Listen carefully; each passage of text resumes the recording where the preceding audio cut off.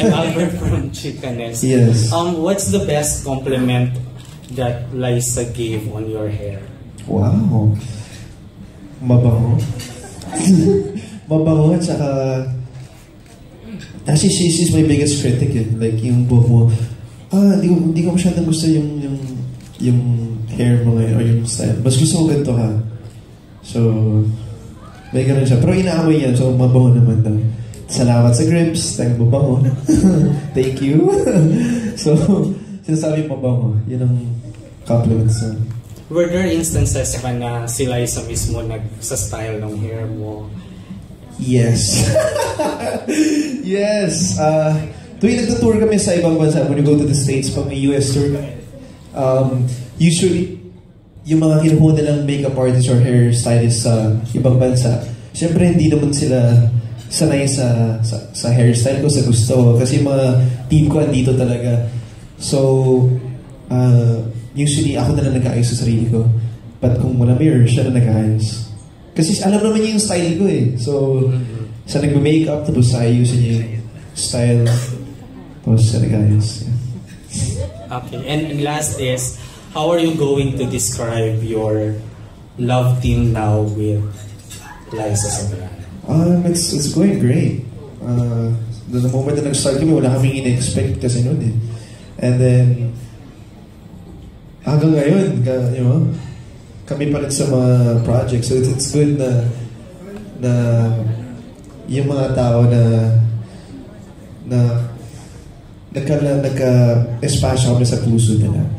They accepted me and Liza, you know, as a team. So it's forever. So it's, you know, we just want to make people happy. Kung hanggang gusto pa nila, magbibigay pa rin kami. Thank you. Thank you. Any more questions? Please feel free to ask your questions. Come on, our friends from the media. Yes, do we have some? Open na ka pa mamaya? Oh, right there, the back. Ay, hindi. Okay. Huh? Balikan po natin siya nasa back. Ano gagawin mo dun? Okay, ano ba? Hindi ko nga alam kung nasaan. Alam mo na. Wala pa nga kotse papunta dun. Hi again, Enrique. Hi. Hi. Yes. Hello, yes. After your much publicized birthday gift to Liza, can I just ask, are you accustomed to giving friends such lavish gifts? Or? No, actually, no. Actually, si Liza, hindi naman talaga siya.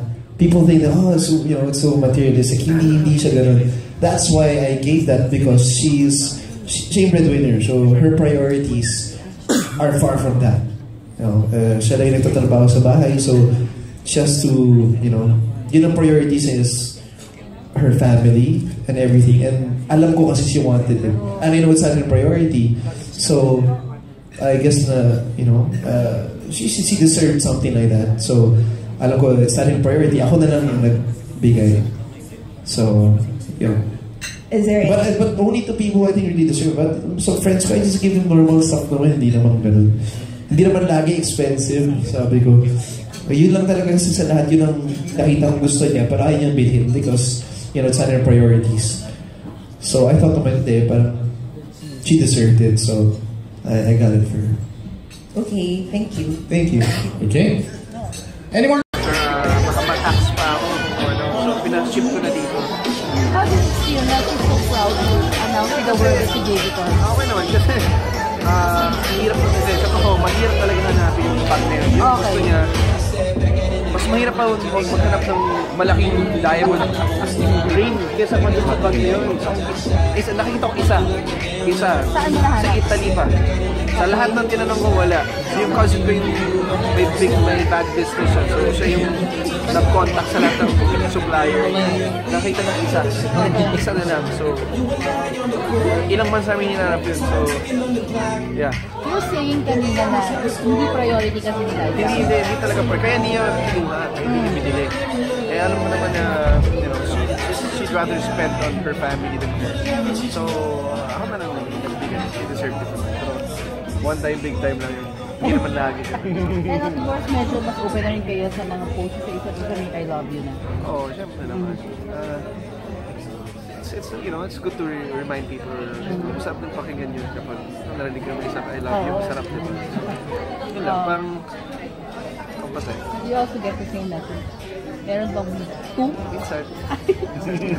Minsan dapat lang. What was the most important Christmas gift you got for you? I got last year. Last year, yung flyboard na binili ko para sa beach house ko. That was the best one. This year, ano ba?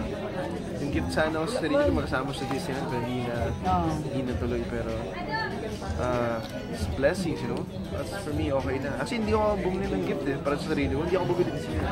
What did you give you? To follow pa. Kasi medyo to order pa daw yung ano niya, so... Special din. Special din. Pero ayaw niya sabihin, pero parating pa. Sa putak na naman para sa Christmas. Pero okay na. Valentine's ko. Ayun na nga, baka doon yung sasabay. Kamusta na yung pelikula? Finish na? Hindi pa po, bukas maybe 7 to 8 shooting days. Okay. Marami na dagdag sa story para makompleto. Yung dagdag ni Tita Manu. So, 8 na lang yan. Mga February. Yeah. Okay, and yung serye nyo, wala pa po. Alam ko lang yung title na sinabi nila. Pero hindi pa daw sigurado, so wag muna sabihin. Sino director, sino cast? Wala pa. Basta may story ko na daw. So pag nag-story ko na, so wala pa akong alam. So excited na ako. So alam naman gagawin namin from Forever to Dolce. Baka may ibang bansa, hindi ko alam. So sana meron para sarap mag-shoot sa ibang bansa. Hindi lang sa yung universe. Are you ready to work again? Agad-agad. Start of the year pa lang.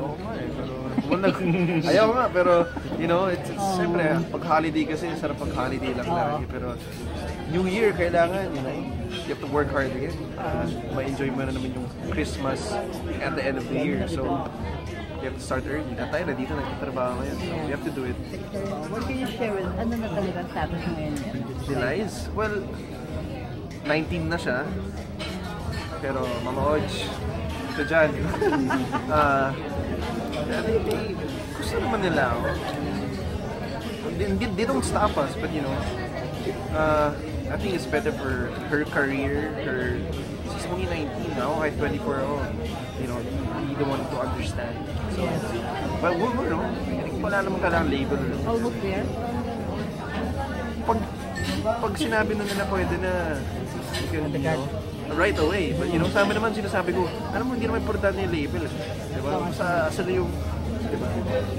I mean, it's how you treat each other. You treat each other like, kasal na kayo, kahit di pa kayo kasal. Parang ganun, diba? So, yeah. Okay. Okay. Thank you. Thank you guys. Thank you.